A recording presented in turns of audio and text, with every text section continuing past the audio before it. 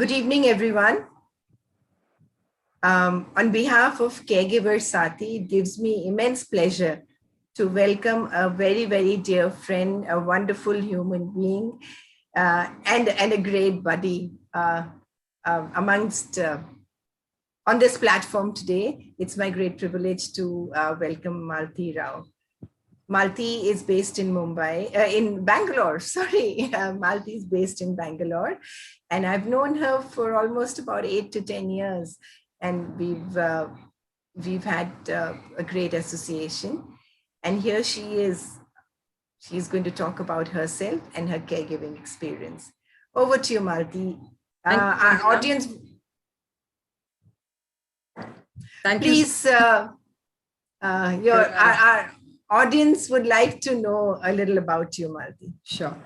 Thank you, Vandana, and thank you, Caregiver Saathi, for having me as a guest and help me share my experiences as a caregiver. So I'm very happy to be part of this chat today. And I'm a homemaker and a proud mother of a grown-up daughter.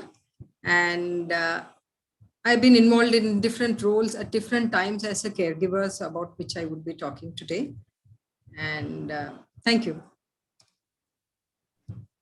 Thank you for being here, Malathi. So, in all these years that I've known you, I know that you have donned the role of a caregiver at multiple points in different stages in your life. So we would like to know about your caregiving journey. It started very young. I know about that. So kindly share when it started and what was it like?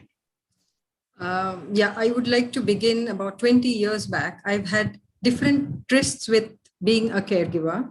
And the first one was about 20 years back when my in-laws moved in with us from Delhi to Bangalore. And that was a very different one because my father-in-law already had been diagnosed with Alzheimer's. And as you know, it's a form of dementia. And his was in quite a late stage. And he just wouldn't remember anything. He wouldn't recognize his wife also, my mother-in-law. He just didn't recognize any relations. So it was quite challenging because they had moved in from Delhi and he did not know whether he was in Delhi or Bangalore. We had a tough time for about 2 years, 2.5 years. And there were 2 instances when he actually went missing. And that was a very tough time. And normally they say Alzheimer's patients, it's very difficult to find them once they go out. By God's grace, we were extremely lucky. After 1.5 days, how he turned up, we have no idea. We have no idea how he had been taken care of by somebody, but we found him back. But at that time, I was a young mother of a 3-year-old. So the challenges at that time were quite different from what we are, facing now with my mother-in-law. At that time, my mother-in-law was the primary caregiver and we were the secondary caregivers, you could say, myself and my husband. So the main majority of the work about giving food and things like that, my mother-in-law would take care. But with respect to as simple a thing as giving a bath to him, he was a very gentle person, but just we would go near him. We would just try to hold him, to lift him, to take him. Just he would be sitting or lying down and he would get aggressive.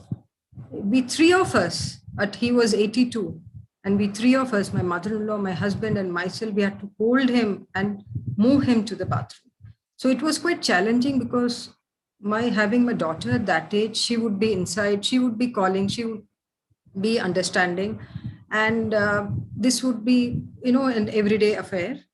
So as the disease progressed, it became very difficult. And once he started, that trip of going out happened and we, found him missing. So we had to be extra careful. So whenever we would step out, we had to lock the main door and he would start banging the door, and he was the gentlest of souls, but that was, something which he did not know. I feel dealing with Alzheimer's patients is so different because it's very sad. You just can't get angry with them. You feel sorry because they're not feeling anything. They're not having any negative or positive emotions as such. And, as the disease progressed, he lost control of his bodily functions. So we had to put diapers for him. And it was such that my husband's job required, he used to return late from office. So to put him to sleep, we had to put diaper. My mother-in-law alone could not put. So she would be calling me. My daughter would be calling me. It went on for some time.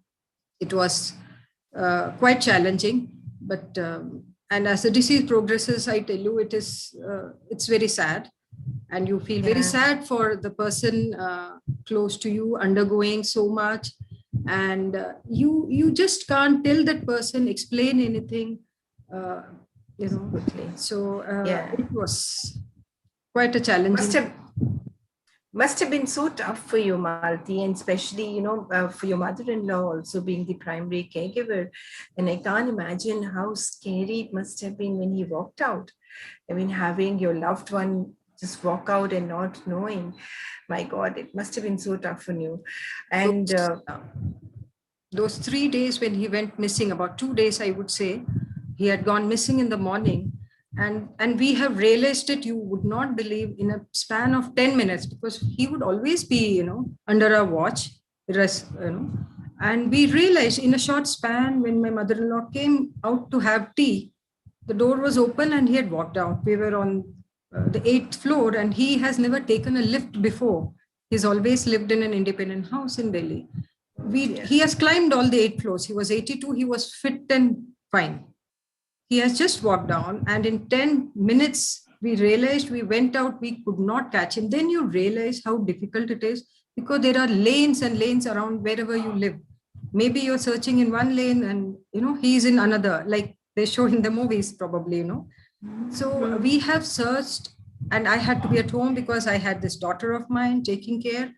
And, and we searched approximately 3-kilometer area around the whole area, the whole day, whole night. Our relatives, we have, we went to the police station in the evening to lodge an FIR. Then we realized something, that the police just asked, they didn't even ask the details at that time. I was very surprised. They didn't ask the height, weight, or what he was wearing at that time. Nothing. They said, okay, you've lodged a complaint, you come back to us again tomorrow. Then later somebody said they do not immediately start searching, because there are cases where there are, maybe some conflicts and some arguments in the house. So some people might have walked out. So they give a 24 hours time before you again ask them, and then they lodge, I believe, which we found, very, and we had, put an advertisement in the newspaper and the TV. Next day evening, God's grace, one of our mates who was walking in a lane, 2 lanes behind, found him. He had just tripped. Elderly man, she saw it looked like uncle, and she immediately called me. Mobile was there, so thank God for that. Like you said, for someone with Alzheimer's, though they appear physically so fit, mentally they're unable to take any decisions. So for them, what is right and what is wrong, there's no understanding of that. And he couldn't tell where he is from, where he has to go, where is his house. Yeah. And for him to express anything is impossible to you. So it becomes, an additional responsibility for the caregiver to try and understand what is not said. So yes, must have been so tough on you guys. It is quite great. So this was your, first, I would say, encounter with caregiving when you were very young with a small daughter. It's not ended. It continues even now, I know. So can you throw a little light on that one? Yeah. So coming to my, second time interaction as a caregiver, which sort of, at one point, a few years after my father-in-law passed away, the thing is, my mother-in-law had different, ailments at different times. She's an insulin-dependent diabetic, which she has been, and she has admirably taken care of herself with a very strict diet and kept it in check. But there would be instances of sudden drop of low sugar, which nobody would expect. And there have been 4 major instances. Again, at those times, my daughter was very small, and she has just collapsed. Probably she was in a coma, and we did not, would have gone into coma if I had not caught her at the right time. In all these instances, what was happening is around 9 o'clock, my husband hasn't yet come back. This was a few years back when, mobiles were not really so much and there were not many hospitals around. 9 o'clock, just before dinner, I find her not moving. I was helping my daughter with the homework, given her dinner. She was in the third or fourth standard. And I'm wondering why she used to come and have her dinner as usual. She's not come out at all. When I see she's in the same position since the last time I saw her, which was about half an hour back. So I said, she's just not moved. When I went and I called her, what happened, Mummy, will you be having your dinner now? And there was no response. She was just still with her eyes. So I got very scared. I suspected the worst because there was absolutely no movement. And I didn't know what to do, though I had glucose water we gave, and she still wasn't responding. Then I called a doctor whom I had met just that day evening. He came and he gave an injection, and within half an hour, she was okay. And those instances happened at least 3-4 times like that, which was very scary. And for me to handle with the child and my husband not there, he was at office, which is very far away. So those were very trying times mentally, not knowing what is to happen, how to handle it. And it drains you out at that time when it happens. So what happens as a result, as a caregiver, I used to become more cautious, more watchful. Before every meal, I used to ensure. So it became, sort of slowly over a period of time, I would ensure I'm back during her meal times, just before her meal times. So, so it sort of preys on your mind, oh, she might end up in a low sugar. Sudden, it can happen anytime. So I have sort of lived with that feeling in my head. I would always, whether if I go out, would be back in time to see if she's had her food, which would happen once in a while. Yeah. So, and also, it's mostly across the world. It's the woman of the house playing the role of the primary caregiver. So while she manages the household chores, taking care of the children, and then there's the responsibility of taking care of parents or in-laws. Must have been really trying for you, Malathi. And during those times, how did you feel? Did you feel overwhelmed? Was there any support with you? And what was the effect on your daughter? Because your daughter was watching everything. So could you just talk about that? With respect to myself, see, now I had become a primary caregiver during the time, because most of the time, I was there around when all these instances happened. And it sort of, made me rush back from wherever I was. So it was not that I could freely go somewhere and take a break. I would always it would be at the back of my mind. I would otherwise call and check if she's okay. Under some pretext, I would call. She will say, I'm okay. But, I don't know. In the time that I reach back, traffic is there, this, that. So this thought sort of sits in your mind. And over a period of time, as you're doing, it does sort of take over, and I would plan out, if at all I have to go out, there would be a prior planning of whether, and this was just with respect to the low sugar, we don't know. Otherwise, she was okay, she was managing. But I would also, with respect to my daughter, she has seen all this. And yes, as she grows, now she is more, understanding what would have happened. She wasn't really knowing what was happening. She would just say, I would ask her to help, bring this, bring that, because my mother-in-law would suddenly drop things. As she was eating, low sugar would take over and everything in her hand would fall down. So, though she was having it on time. But the issue, which was a little bit also, difficult to handle, was she's a kind of person who doesn't express herself much. She's a bit of a loner. And she tries to be by herself. She would be, the problem was she wouldn't be eating with us. She would always eat in her room. For years, she has done that. That's been her habit. So, so if we are outside, maybe if you're watching TV and she's having, till a sound comes, we won't know. She would be sitting inside having. So, I got used to tuning my ears to see, okay, nothing has happened. That sort of preys on your mind. And over a period of time now, in the past few years, she's now 91. So that was, we sort of got used to that over a period of time, and to ensure that, she takes her injection on time, she takes the food on time. But with this, that the trip of caregiving with her has been continuing as a journey in different aspects, I would say. So low sugar has been something which was happening for a long time. Now, as she's grown older, that doesn't happen very often. Maybe body changes, but the problems which afflict very elderly people started about few years back. A person who, she is very independent, she doesn't want to tell us anything, so that doesn't help us much. Because unless until things are conveyed very clearly, we can also act upon it in the best interests of her. So what has been happening now, which is more trying for all of us and very challenging, is a few years back, I'm reminded of the movie Piku. Actually, she's been facing, constipation issues, and which has been quite troublesome for her. And it has happened. I mean, I'm saying it like for 7-8 days, she wouldn't have passed the first time. She hasn't told us. And suddenly on the 7th day, she would say, I've not passed. She has waited so long before she told us, but she's been having her food on time, so we wouldn't come to know. So then we said, no, you cannot be quiet about this. The moment it's 2 or 3 days, you cannot wait longer than that.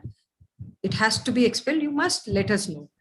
And then consulting with doctors and everything, she started with what is a Skyme Churna, some, and some medication if the days prolong. Now, this became quite, as you would have seen in the movie, how troubled he gets, it sort of is occupying his mind throughout.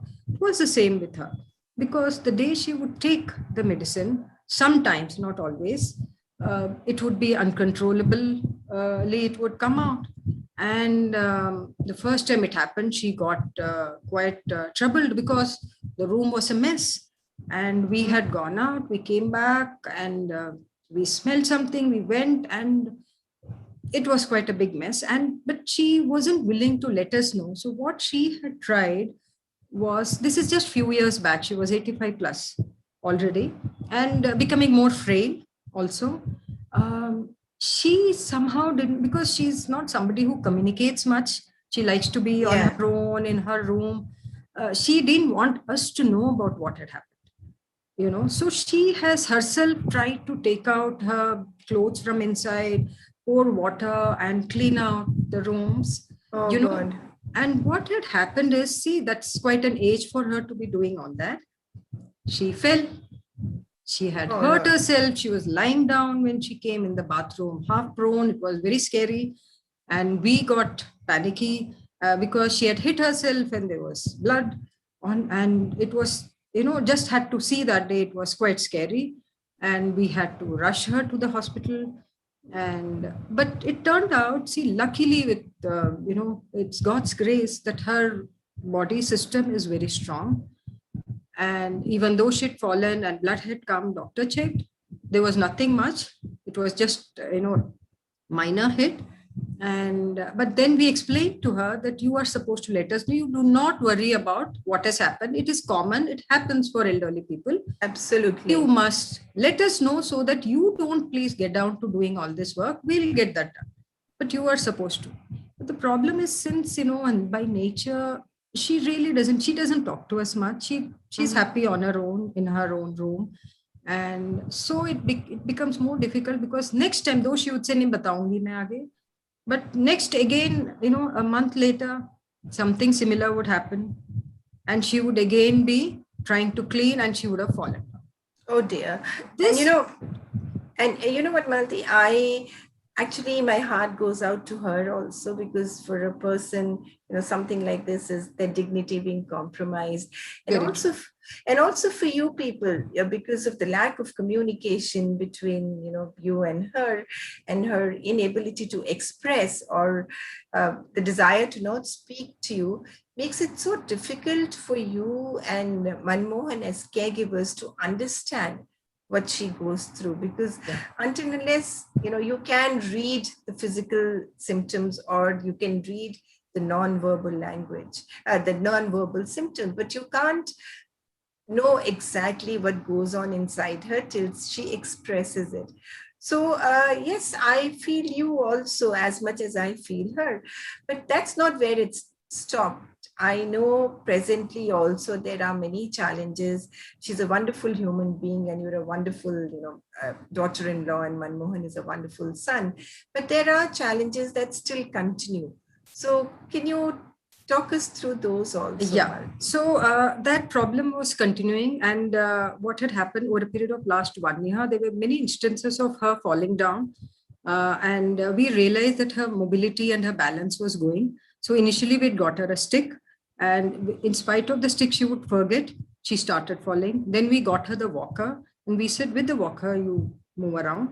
So of late, what has happened is, and the moment this instance of constipation and her not being in control happened, it was suggested by the doctors also that let her use the diapers so that it doesn't trouble her too much. So we started her on diapers, though she's able to go, So she would herself try to go and using, so that has been continuing.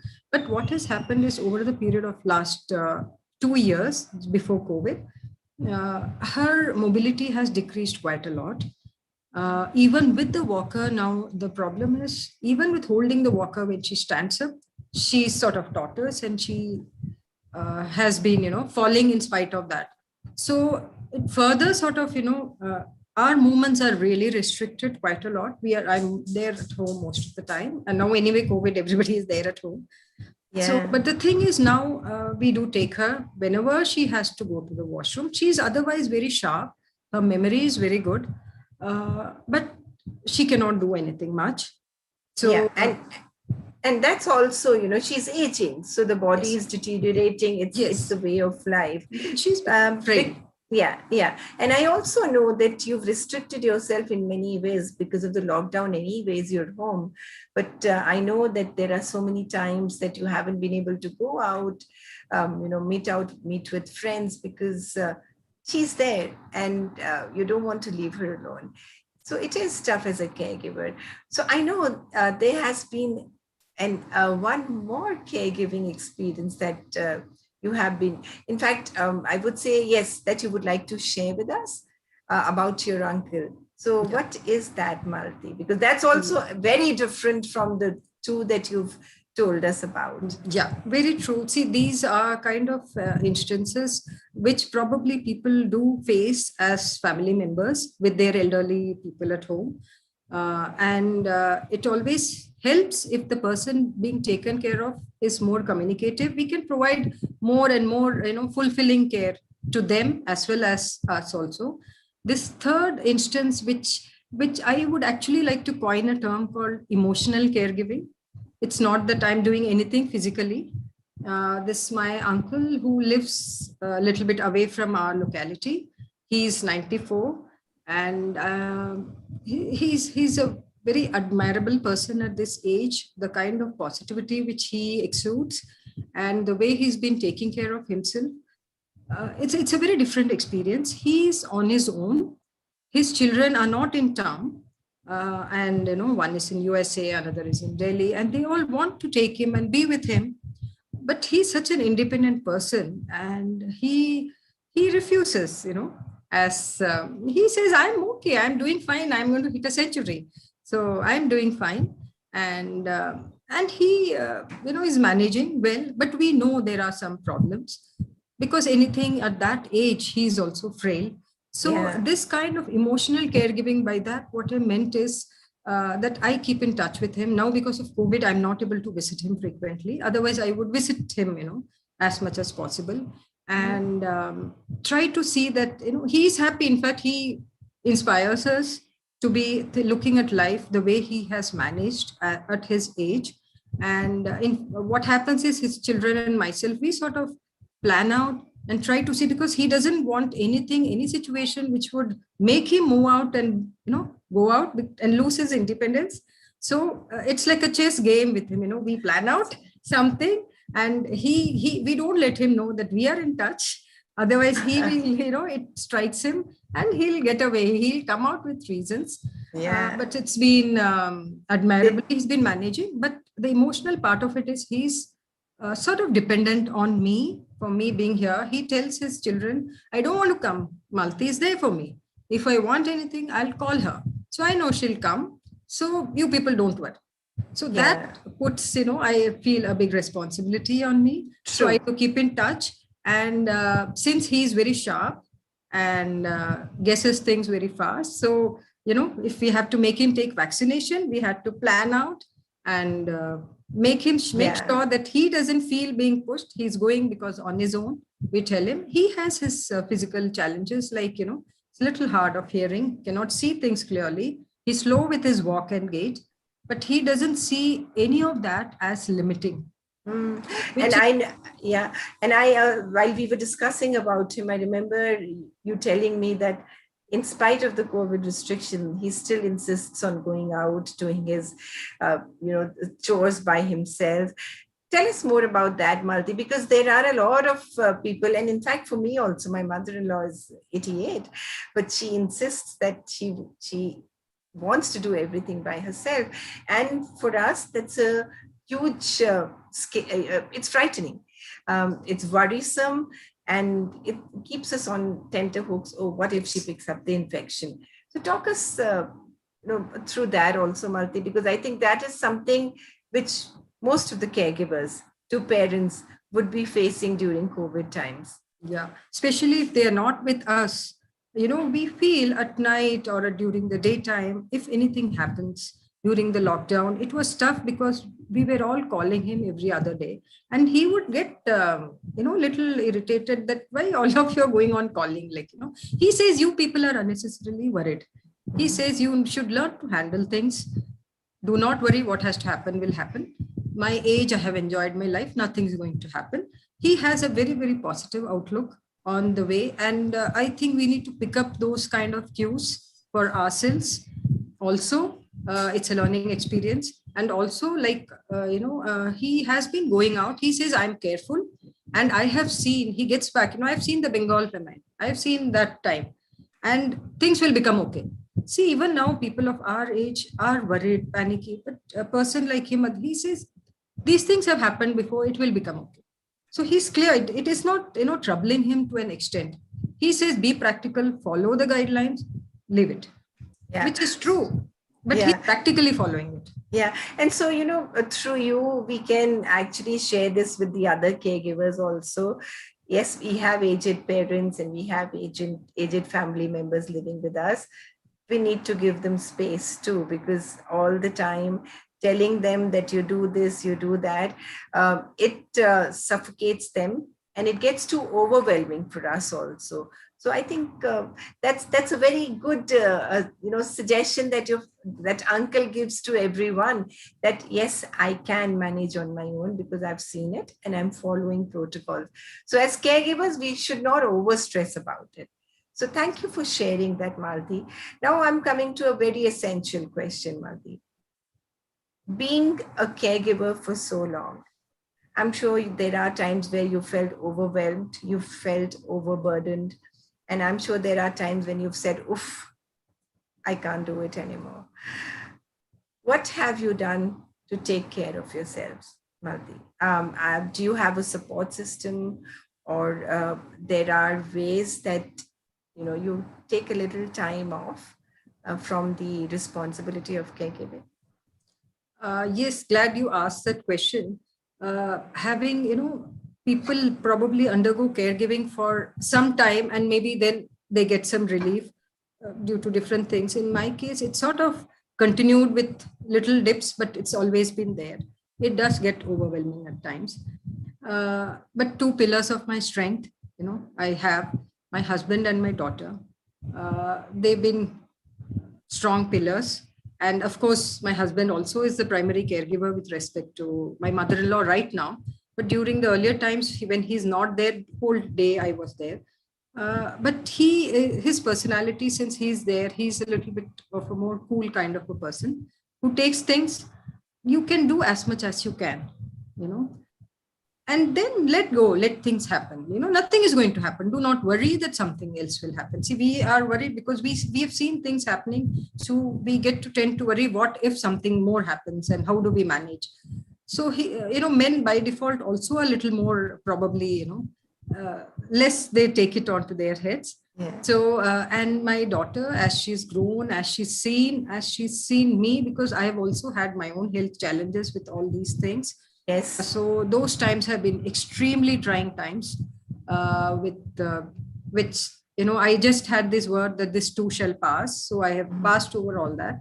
But all that, my daughter has seen more because she's been around with me more. And she's been my lifeline throughout. And my second pillar of strength are my very close set of friends who've been extremely, close to me. They are what you call the 3 a.m. friends.